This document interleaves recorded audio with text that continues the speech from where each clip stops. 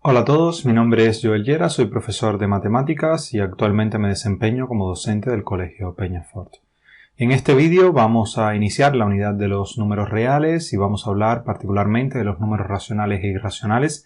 Y el vídeo, aunque está dirigido a estudiantes de primero de bachillerato, pues creo que puede ser útil para otras personas. Bien, los números racionales estamos trabajando con ellos desde que somos niños prácticamente, desde la primaria. Nos hablan de los números racionales y en realidad nos hablan de las fracciones, no los llamamos como números racionales, sino que nos describen que trabajamos con fracciones. Y los números racionales no son otra cosa que aquellos números que son capaces, que podemos escribir como una fracción de la forma a sobre b, donde tanto a como b son números enteros. Muy importante, b es diferente de 0. Al calcular la expresión decimal de un número racional, pues esto se hace dividiendo el numerador entre el denominador. Y al hacer eso, pues se pueden obtener tres tipos de resultados. Uno puede obtener un número entero. Esto sucede cuando a es igual a mb, ¿vale? O sea, cuando b es un divisor de a o a es un múltiplo de b. Si eso sucede, pues el cálculo ese pues, se obtiene un número entero. Por otra parte, uno puede obtener un decimal exacto o uno puede tener un decimal periódico. El decimal exacto se obtiene cuando b puede ser escrito en la descomposición en factores primos de b es 2 a la n por 5 a la m, donde n y m son números mayores o iguales que 0, o sea, son números enteros positivos. No puede ser el 0, o sea, puede ser que solamente sea 2 a la algo, o puede ser 5 a la algo, o la combinación de ellos. Pero lo que no puede tener es ningún otro número primo. O sea, una vez que nosotros hemos tomado la fracción y la hemos llevado a la forma irreducible, o sea, hemos encontrado la fracción equivalente a la que tenemos, pero de tal manera que sea irreducible, pues el denominador, pues si cumple con esto, o sea que es de esta forma, entonces el decimal es exacto.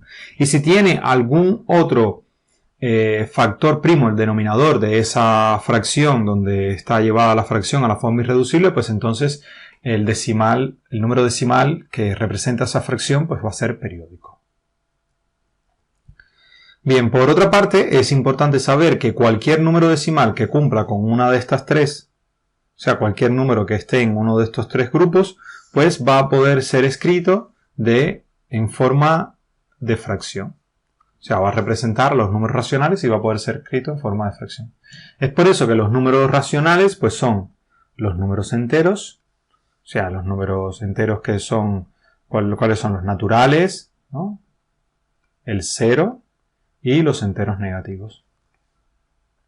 O números decimales, pero no todos los números decimales, sino solamente los que son exactos, o sea, los que no tienen infinitas cifras, o de aquellos que tienen infinitas cifras después de la coma, los que son periódicos. Esos son los números racionales. Algo importante es que recordemos que cada conjunto de fracciones equivalentes representa un mismo número racional.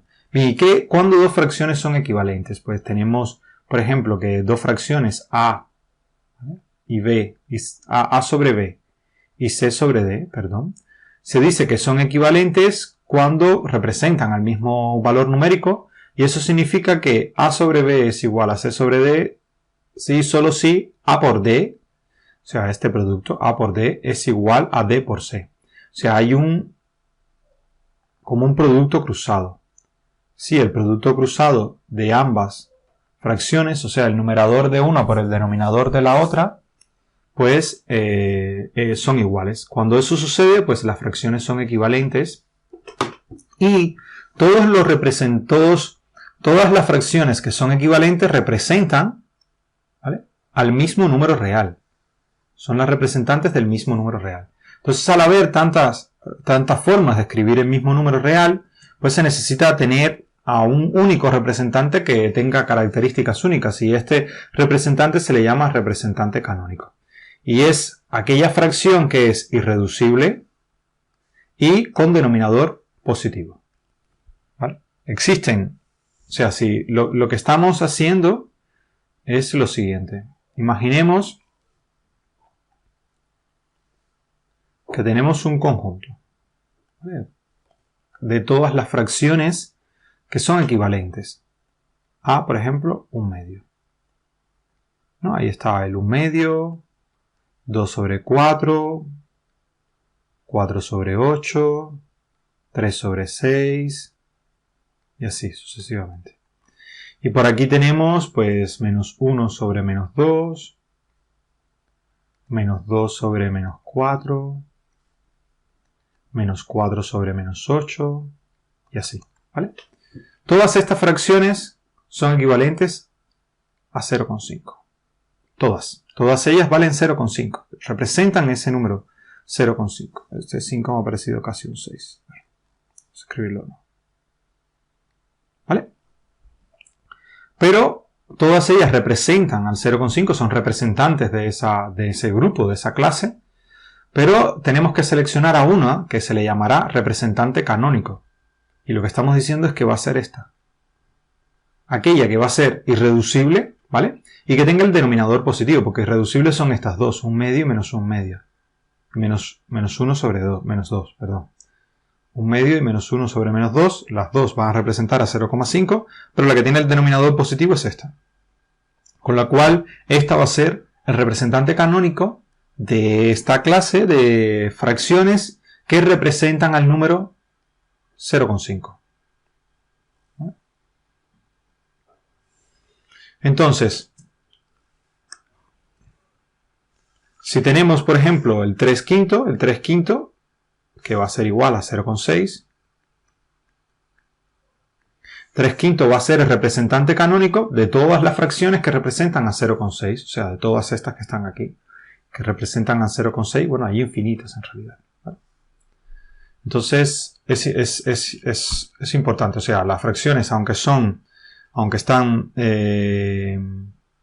hay muchas, infinitas, que son equivalentes, pues podemos seleccionar a una y llamarle representante canónico, que es la que va a representar a todo ese grupo, va a representar todas ellas, todas las infinitas representan al número, valen lo mismo, pero hay una que es especial, que es la fracción que es irreducible, que ya no puedes simplificarla más y que tiene el denominador positivo.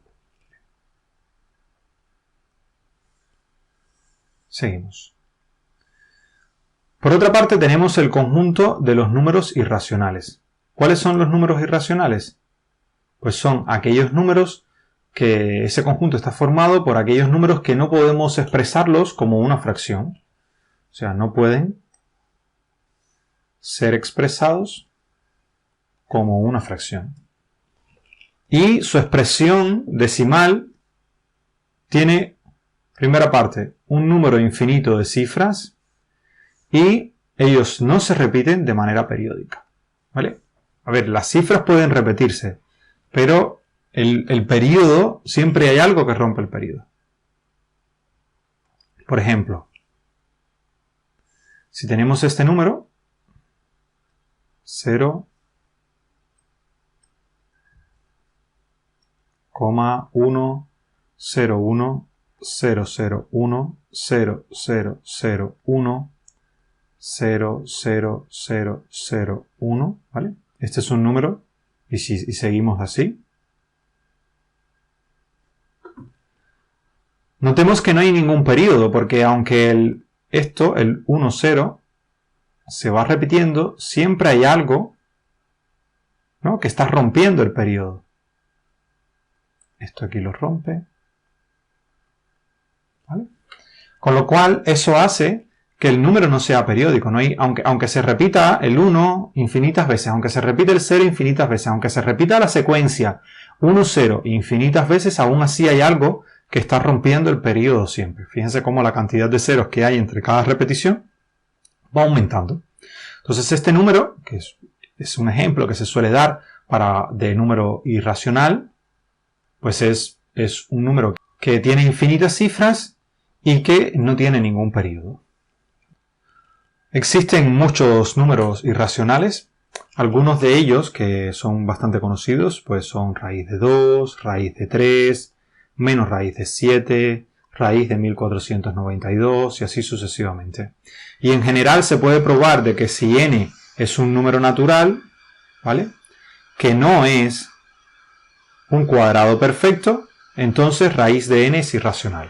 O sea, si tenemos un número natural que no podemos escribir, o sea, si no existe un m, tal que n es igual a m al cuadrado, pues entonces raíz de n es irracional, ¿vale?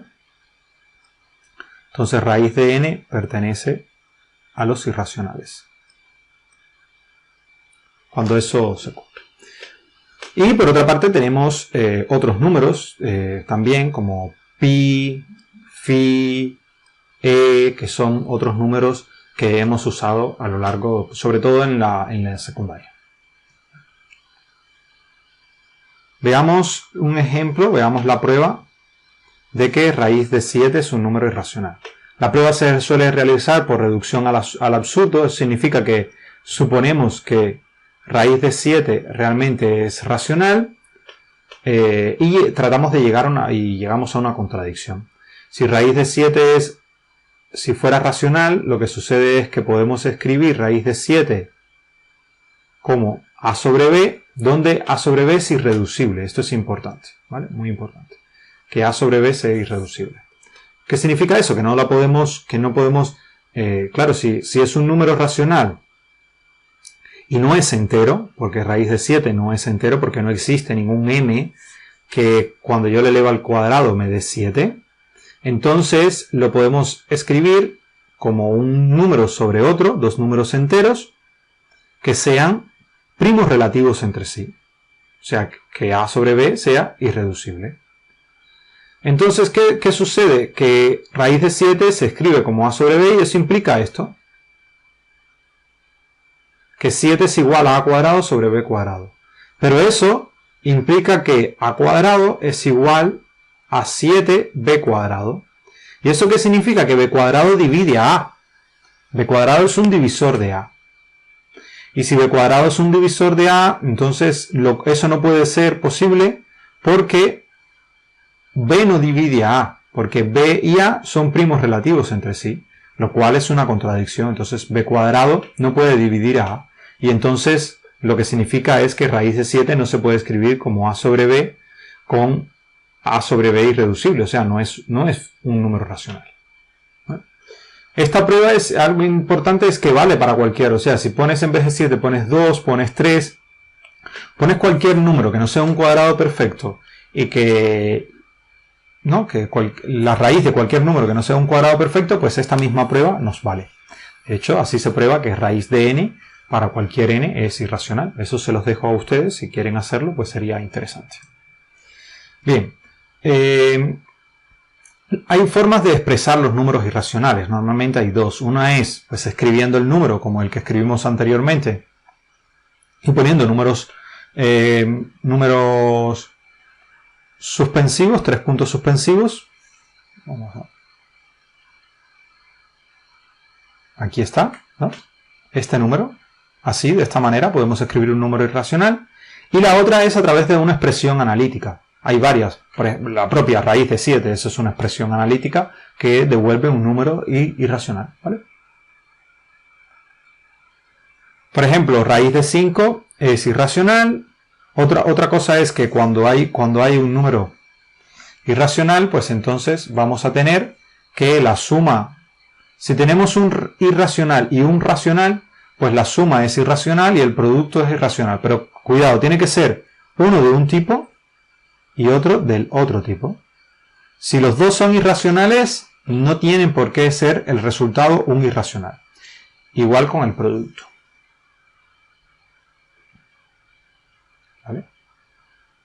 O sea, un ejemplo es muy simple. Si tienes, por ejemplo, para la suma, si tienes por una parte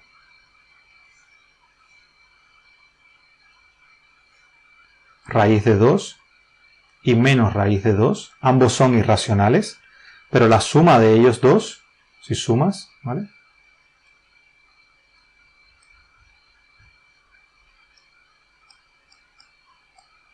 Esto da 2. Esto da 0, perdón. Da 0, que es racional, no es irracional. Y si tienes igual raíz de 2 por raíz de 2, son dos números irracionales, o por menos raíz de 2, da igual.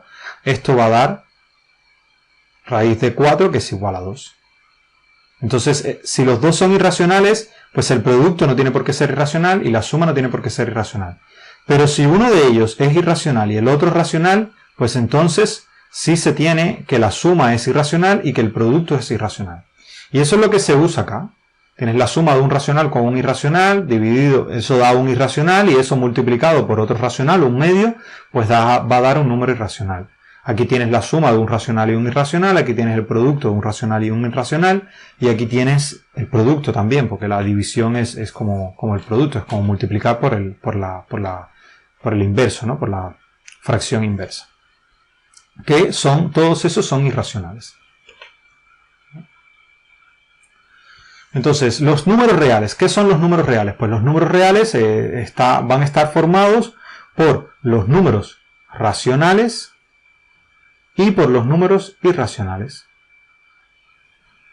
Se representa por R, ¿no? Aquí tenemos los números naturales, que están dentro de los enteros. En los enteros hemos añadido los números enteros negativos y el 0. Los números enteros van a estar dentro de los números racionales. Y los números racionales, junto con los números irracionales, van a formar el conjunto de los números reales. Los números reales ya sí, o sea, digamos que ellos cubren toda la recta real. ¿Vale?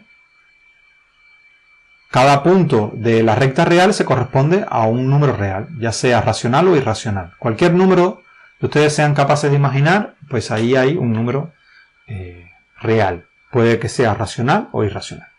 Vale, cualquier número que uno sea capaz de imaginar sobre la recta real. Bien, vamos a ver un ejemplo. Vamos a tratar de representar raíz de 12 en la recta real. Digamos que lo que se hace es tomar el n, el 12, y descomponerlo como una suma de cuadrados perfectos. ¿Vale? ¿Cómo se descompone el 12? Por ejemplo, el 12 se puede escribir como 3 al cuadrado, que es 9, más 3, ¿vale? 9 más 3. Y entonces este 3 lo podemos escribir como 1 al cuadrado más 2. Y este 2 lo podemos escribir como 1 al cuadrado más 1. Y entonces así hemos escrito el 12 como 3 al cuadrado más 1 al cuadrado más 1 al cuadrado más 1 al cuadrado. Y entonces lo que se hace es que se utilizan los dos primeros cuadrados perfectos para construir los catetos de un triángulo rectángulo sobre la recta real. ¿Vale? Notamos, este mide 3 de aquí hay 3 y aquí hay 1. Entonces, ¿cuánto va a medir este de acá? Pues la raíz cuadrada de 3 al cuadrado más 1 al cuadrado. ¿Vale? Y eso va a ser igual a la raíz cuadrada de 10. ¿Sí? Y entonces, ¿ahora qué hacemos? Pues se construye otro triángulo. Esto mide raíz de 10. ¿Vale? Esto mide 1 y por el teorema de Pitágoras, pues la hipotenusa va a ser esta al cuadrado, que es 10, esta al cuadrado, que es 1 al cuadrado, es 1, con lo cual esto va a ser raíz de 11. Y si hacemos lo mismo, pues esto, raíz de 11 al cuadrado va a ser 11, raíz de 11 al cuadrado va a ser 11, 1 al cuadrado es 1, y entonces esto va a ser raíz de 11 más 1, que es igual a raíz de 12. Y ya lo tenemos. Tenemos que esta es la longitud de raíz de 12, la desplazamos hasta acá, y ya tenemos la raíz acá.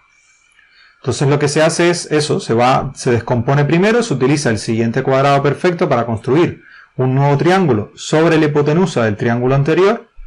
La longitud es 1, o sea, la longitud del cateto es 1. ¿No? Se construye este otro triángulo, ¿vale? Que tiene longitud de cateto. de este cateto 1 y este cateto, o sea, la hipotenusa del triángulo anterior va a ser el cateto del triángulo siguiente. Y así. Eso va a formar una espiral y con ella podremos calcular cualquier número, cualquier raíz. O sea, no calcular.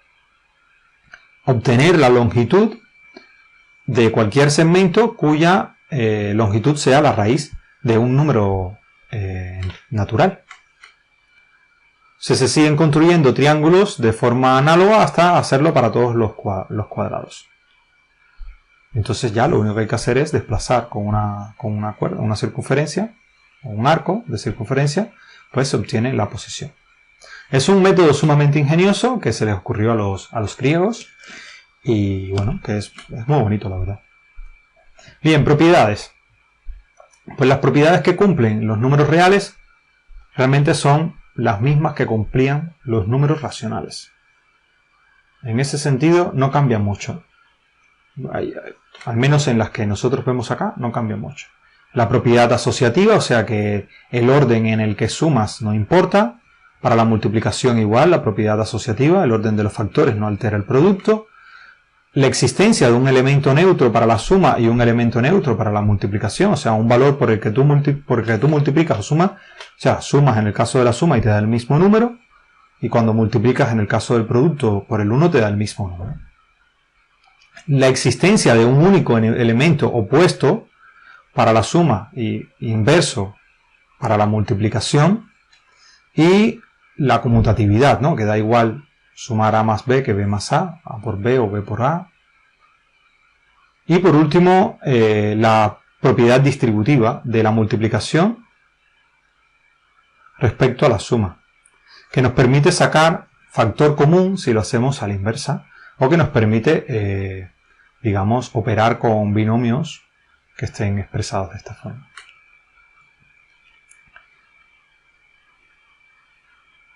Algo importante es que el 0 no tiene inverso. Esto es importante. Notemos que el 0 es el único elemento, ¿vale?, para el que el inverso no existe. Todo elemento aquí es para A, distinto de 0. En esta parte de aquí. Este A tiene que ser distinto de 0, ¿vale? Porque el 0 no tiene inverso. ¿Por qué? Porque la división no está definida para 0. La división por 0 no está definida en las matemáticas. Bien, relación de orden. Los números reales cumplen las siguientes propiedades. El problema es que están bien ordenados, o sea que primero es la propiedad transitiva, que significa que si A es menor que B y B es menor que C, pues entonces A es menor que C. O sea, eso no es otra cosa que decir esto, ¿no? Que A va a ser menor o igual que B y esto va a ser menor o igual que C, ¿vale? Si este es menor que este, pues va a ser menor que este. Cuando estamos en la recta real, aquí está A, aquí está B y aquí está C, ¿no? Si A es menor que B y B es menor que C, significa que que A va a estar a la izquierda de C, ¿no?